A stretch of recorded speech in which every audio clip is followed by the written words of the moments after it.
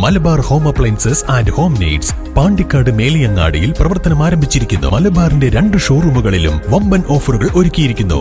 എല്ലാ പർച്ചേസിനും 5% മുതൽ 60% വരെ discount. Rubber tappers union Keezhattoor panchayat സമ്മേളനം ആക്കപ്പറമ്പിൽ നടന്നു. സംസ്ഥാന പ്രസിഡന്റ് ടി.കെ. മുഹമ്മദ് സമ്മേളനം ഉദ്ഘാടനം ചെയ്തു. പഞ്ചായത്ത് കമ്മിറ്റിയുടെ പുതിയ പ്രസിഡന്റായി ടി.കെ. ഉണ്ണികൃഷ്ണൻ, സെക്രട്ടറിയായി ഡി.കെ.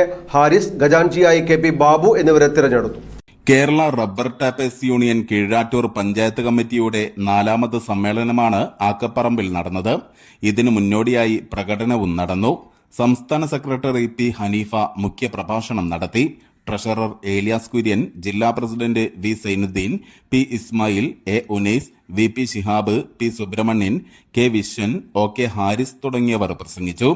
KRTU പഞ്ചായത്ത് കമ്മിറ്റിയുടെ പുതിയ പ്രസിഡന്റായി ടി.കെ. ഉണ്ണികൃഷ്ണൻ, സെക്രട്ടറിയായി ഒ. കെ. ഹാരിസ്, ട്രഷററായി കെ.പി. ബാബു എന്നിവരെ സമ്മേളനം തെരഞ്ഞെടുത്തു. ക്ഷേമ പദ്ധതികൾ തൊഴിലാളികൾക്ക് വേണ്ടി നമ്മുടെ സംസ്ഥാന സർക്കാർ തന്നെ പ്രത്യേകമായി നടപ്പിലാക്കിക്കൊണ്ടിരിക്കുന്നു.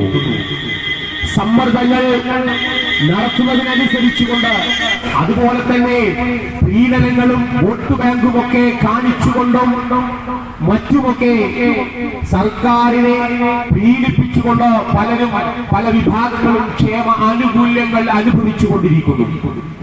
എന്നാൽ ലക്ഷക്കണക്കിന് വരുന്ന ടാപ്പിംഗ് തൊഴിലാളികൾക്ക് ഒരു ക്ഷേമ പദ്ധതിയില്ല എന്നുള്ളതാണ്.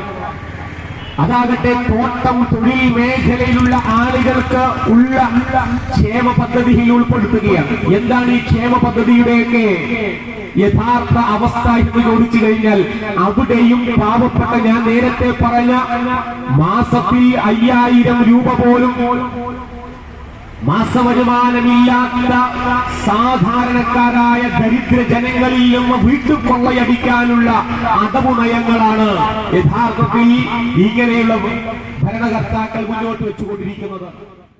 News bureau, Keezhattoor.